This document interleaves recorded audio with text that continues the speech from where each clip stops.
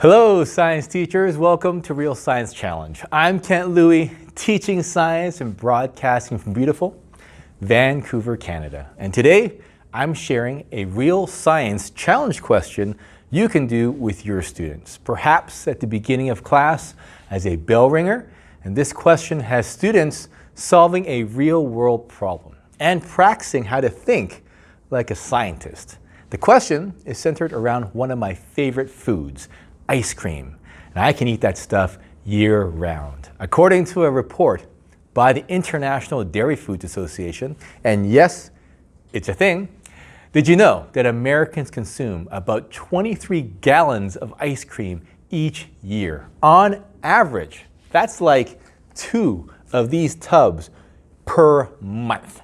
And I'm Canadian, and I love ice cream, but I can't imagine that I eat 23 gallons of it each year. It's just unfathomable.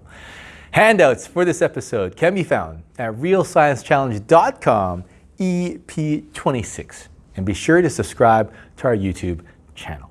Before we start, here are 5 things I like about this science challenge question. Number 1, it's not based on any discrete knowledge. Number 2, it forces students to think like a scientist and develop their own experiment. Number 3, the answer is not Googleable, so you can't ask Google for the answers.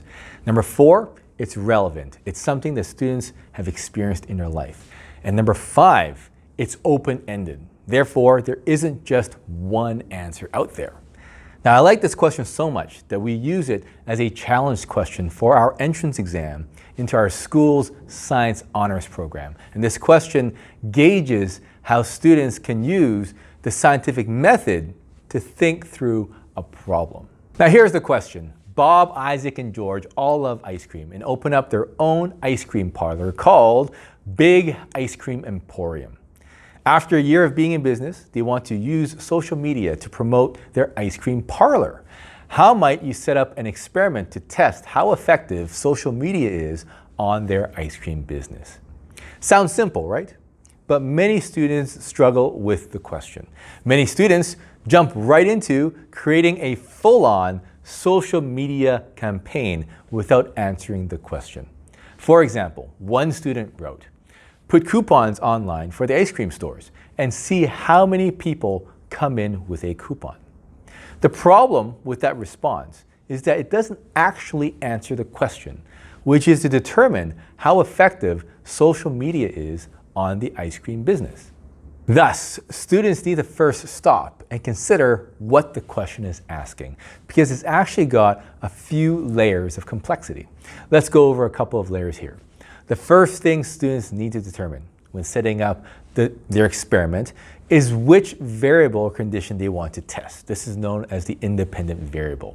For example, one student wrote, "I might have each person post an advertisement once each day using the same advertisement on social media. Then they will do the same with hanging posters, walking from house to house. Then at the end of the year, they will check which one was most effective." What I like about this response is that they're pretty clear about the condition they're testing, which is advertising the store through traditional means like hanging posters and through social media. But the problem with this response is that the student doesn't go into how to determine whether social media advertising was effective.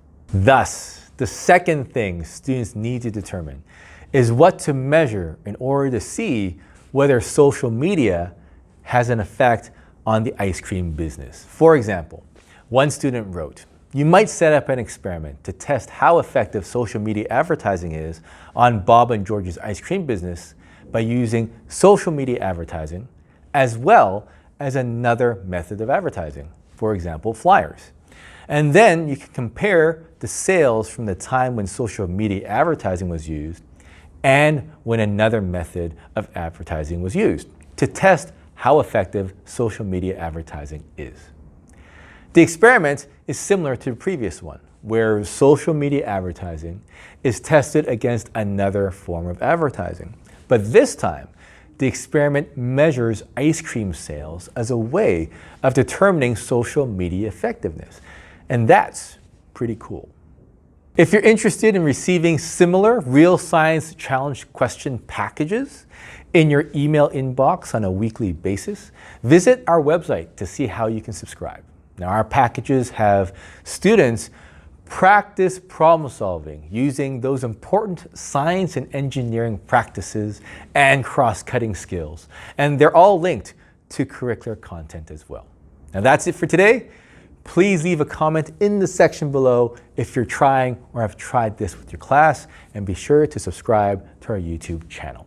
Thanks for watching, and remember to science everywhere, every day.